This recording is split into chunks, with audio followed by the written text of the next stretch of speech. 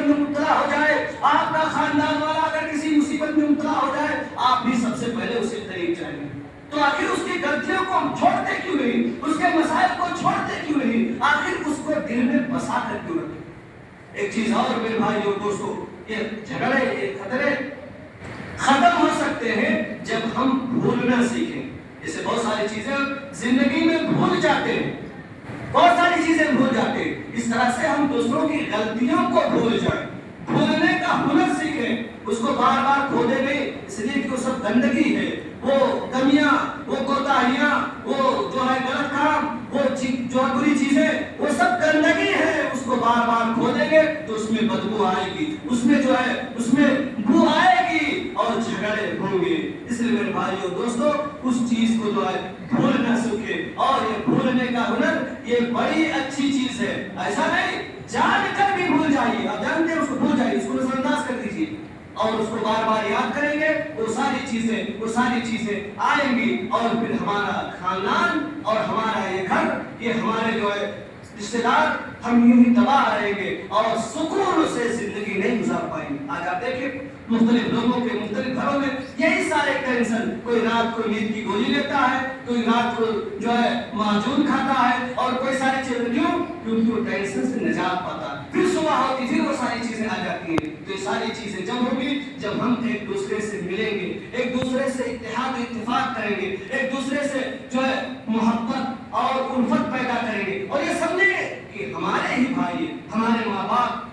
ہم جو ہے ہم ایک ہی ماں کے دودھ کو ہم نے پیا ہے، ہم ایک ساتھ پلے بڑھے ہیں، ہم ایک ساتھ کھیلا کرتے تھے، ہمارے کپڑے جب چھوٹے ہو جاتے تھے ہمارا چھوٹا بھائی پہنتا تھا، ہمارے دکھ درد میں ہمارے کام آتا ہے۔ یہ دنیا ہے، یہ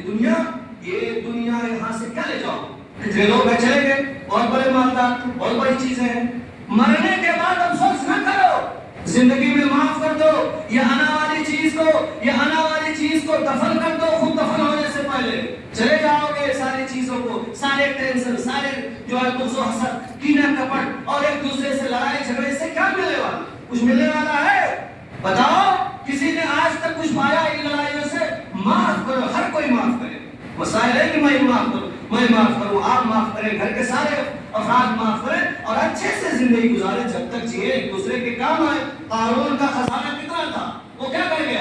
اس کا ساتھ دیا، اور بھی ساری چیزیں جو اس کے ساتھ دیں گی، زمین کے جائیداد کے فتنے، یہ زر، یہ زیور، یہ ساری چیزیں یہاں سب یہیں کی یہ رہ جائیں گی۔ ایک دوسرے کو جھکے معاف کرے، ایک دوسرے کی غلطیوں کو بھول جائے، اور پھر دیکھیں کتنے گھر میں